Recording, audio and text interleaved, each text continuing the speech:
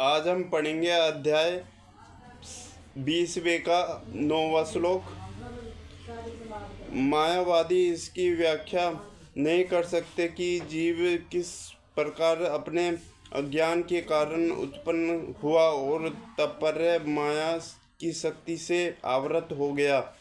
न ही आदि परमात्मा से जीवों को विलंग कर पाना संभव था। प्रस्तुत सारे जीव परमात्मा से विलंग हुए अंश है, चूंकि के संतान अणु आत्मा है, अतः माया द्वारा आवृत होने की उनकी प्रवृत्ति स्वाभाविक है और इस तरह से भगवान की संगति से प्रकृतक ही जाते हैं। जिस प्रकार अग्नि के स्फुलिंग अग्नि से विलंग होते ही बुझ जाते हैं, यद्यपि इन दोनों के गुण समान होते हैं, वरना पुराण में जीवों को परमात्मा का विभिन्न अंश कहा गया है। भगवद गीता के अनुसार भी साक्षात रूप से ऐसे ही हैं।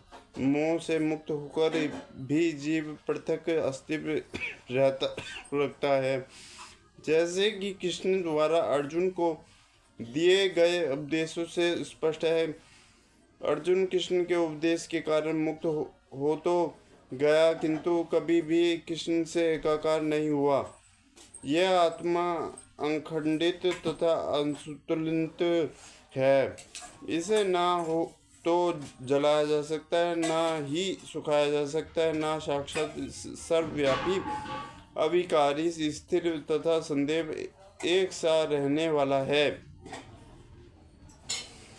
अणु आत्मा के इतने सारे गुण यदि सिद्ध करते हैं कि आत्मा पूर्ण आत्मा का अणु अंश है और बिना किसी परिवर्तन के निरंतर उसी तरह बना रहा है।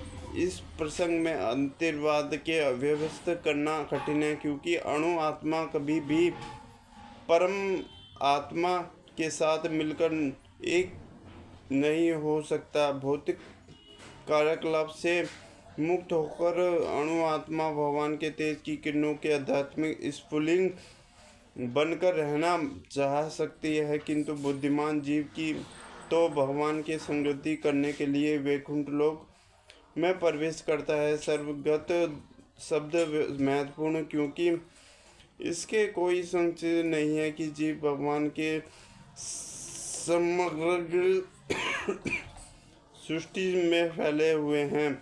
वे जल, थल, वायु, पृथ्वी के भीतर तथा अग्नि के भीतर भी रहते हैं। जो यह मानते हैं कि वे अग्नि में स्वाहा हो जाते हैं, वह ठीक नहीं है, क्योंकि यहाँ कहा गया है कि आत्मा को अग्नि द्वारा जलाया नहीं जा सकता। अतः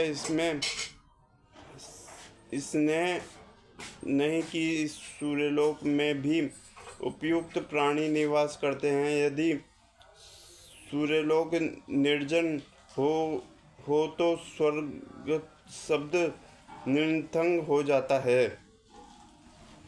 हरे कृष्ण।